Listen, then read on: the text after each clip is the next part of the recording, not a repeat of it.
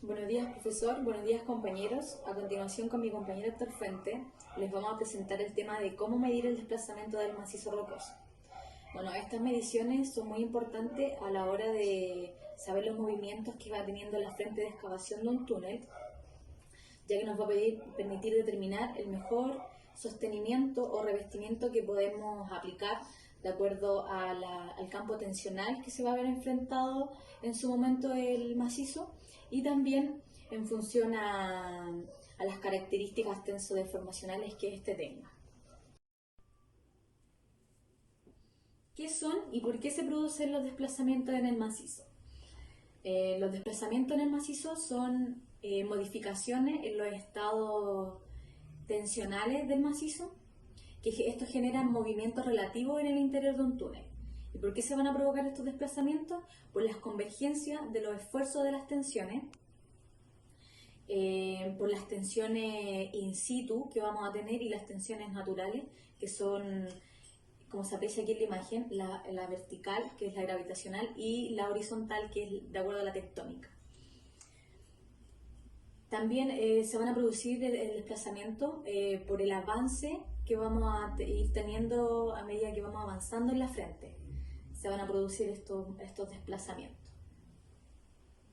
Estos desplazamientos nosotros los podemos controlar a través de voladuras controladas. También en base a las características entregadas por geomecánica del macizo, vamos a caracterizar de cierta manera y vamos a saber el comportamiento o la resistividad que va a tener a cierto esfuerzo a los que está sometido. Bueno, ¿por qué medir el desplazamiento? Tiene un objetivo principal, el cual es asegurarse de que las presiones de la roca estén adecuadamente controladas y de que exista un margen de seguridad frente al colapso. Nosotros para medir vamos a tener instrumentación geodésica y geotécnica. La geodésica se refiere a la instrumentación topográfica, en cambio la geotécnica se encarga de proporcionar información respecto a los movimientos relativos que va teniendo el macizo. Bueno, las mediciones que se realizan son de convergencia en las paredes de los túneles, de los desplazamientos que existen alrededor del suelo de la excavación, también los desplazamientos verticales que se producen, la subsidencia, y los horizontales en la superficie, ya sea del terreno como de estructuras cercanas.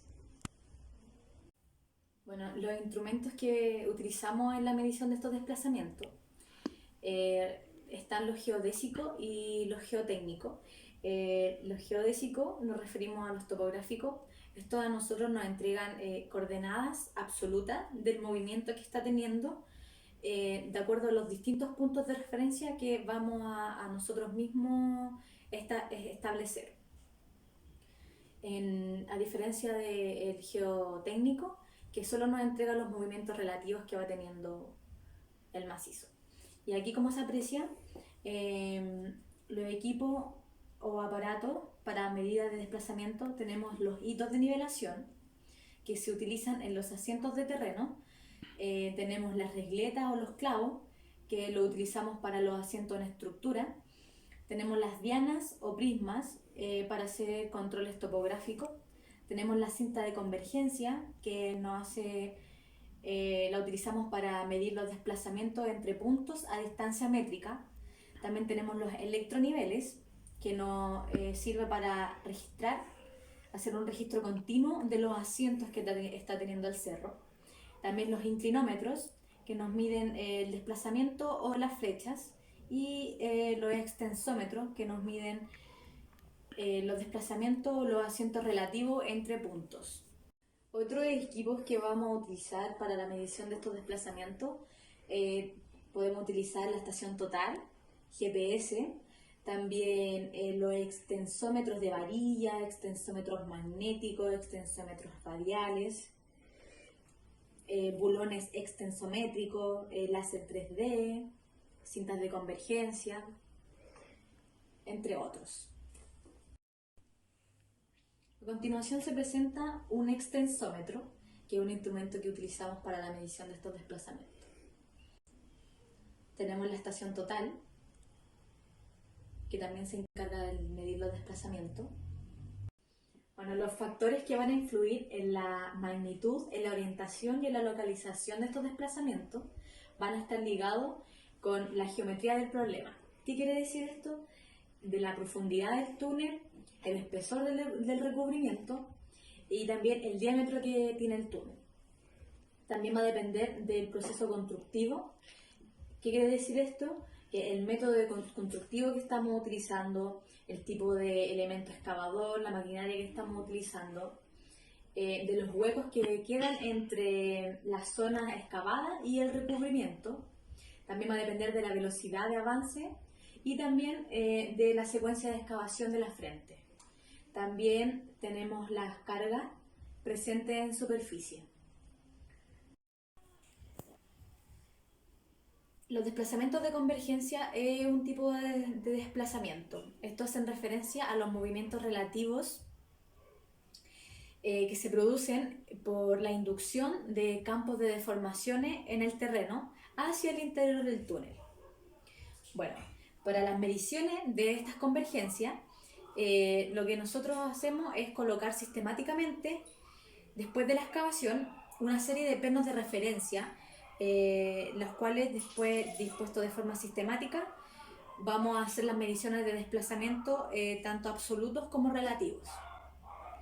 Como se presenta aquí en el gráfico, tenemos que el desplazamiento total inducido por la excavación, esto lo subdividimos en ZP0, que hace referencia a los desplazamientos que están delante de la frente de excavación. También tenemos los que ocurren entre la llegada de la frente y la lectura 0, que vendría siendo esa línea. ZP1 hace referencia a estos movimientos que están antes de la llegada y de la lectura 0 dentro de la frente. Y finalmente tenemos los desplazamientos posibles de monitorear, Z sub m, los cuales son los medibles después de la lectura 0. Entonces, de acuerdo a estas lecturas, nosotros vamos a tener esta línea Z sub 1, que son los desplazamientos monitoreados dentro del túnel. Y Z sub 0 hace referencia a los desplazamientos monitoreados desde superficie. Profesor, compañeros, bueno, les voy a hablar sobre el modelo de desplazamiento radial. El desplazamiento por delante de la frente comienza en el macizo rocoso a una distancia aproximadamente de 0,5 veces el diámetro de la excavación. Bueno, este desplazamiento es inversamente proporcional a la de distancia del frente. Cuando la distancia del frente es nula, el desplazamiento del macizo rocoso alcanza aproximadamente un tercio del desplazamiento final. Debido al confinamiento del frente, hace que aparezcan desplazamientos radiales a una distancia determinada por delante del mismo, cuando, en un principio, deberían ser nulos y que los desplazamientos radiales por detrás de este no alcancen su valor final hasta otra distancia dada.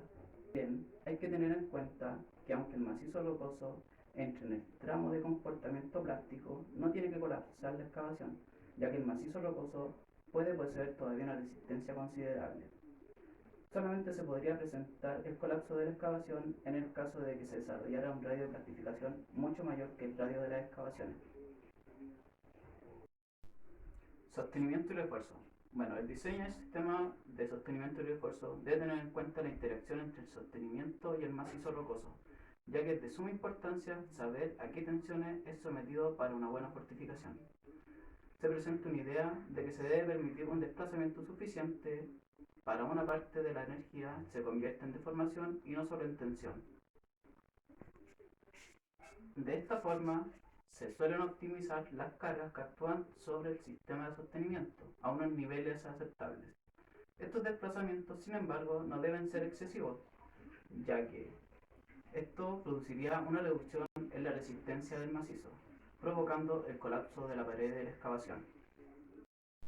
En la imagen de a continuación se muestra una serie de etapas las cuales voy a describir. Bueno, en la etapa 1, la frente no ha alcanzado la sección y el macizo en la periferia del perfil propuesto está en equilibrio con una presión igual y de sentido contrario. En la etapa 2, la frente ha sobrepasado la sección y la presión interna debe haberse reducido a cero, pero no ocurre esto debido al confinamiento de la frente. Bueno, en la etapa 3 se ha colocado el sostenimiento, pero no soporta la carga porque aún no se ha producido la deformación en la roca. Y en la etapa 4 se avanza al frente 1,5 veces el diámetro de la excavación, por lo que el efecto de la frente es ahora despreciable. En la figura, a modo de ejemplo, se muestran las disposiciones típicas de los puntos de monitoreo en las mismas secciones. Bueno, estos esquemas representan los requerimientos mínimos, los que se pueden adaptar según las condiciones de cada proyecto. Los errores provienen de tres fuentes. Número 1. El error instrumental. Bueno, estos son causados por imperfecciones en los instrumentos, ya sea en su manufactura o en su configuración. 2. Los errores naturales. Bueno, estos son asociados a las condiciones en las que se toman las mediciones. Y por último están los errores personales, que son asociados al conocimiento de cada persona al realizar la medición. Las fuentes anteriores nos dicen de dónde provienen los errores. Para eso se distinguen los tipos de errores, que son principalmente tres. 1. Errores por equivocación. Bueno, son originados por un mal entendimiento y poco cuidado del proceso de medición. El segundo error es un error sistemático. Bueno, estos errores proporcionan constantes en valor absoluto en el signo, y al medir una magnitud en las mismas condiciones se conocen las leyes que los causan y suelen estar asociados a principios físicos. El tercer error es un error aleatorio. Bueno, estos errores son inevitables y se conocen las leyes, pero no se conoce el mecanismo que las causa. Se contraponen al error sistemático y son resultados de imperfecciones instrumentales y humanas. Bueno, según una teoría estadística, repitiendo las mediciones varias veces se puede ayudar a corregir estos errores. En conclusión, a medida que avanzan las labores, se modifica el estado tensional del túnel. En consecuencia, ocurre una deformación en el macizo rocoso por un comportamiento elastoplástico. Se producen los desplazamientos en el túnel de las cajas y coronas, pero con monitoreos se pueden controlar utilizando una serie de instrumentos que se acaban de describir, y se consigue una estabilización aplicando una buena fortificación.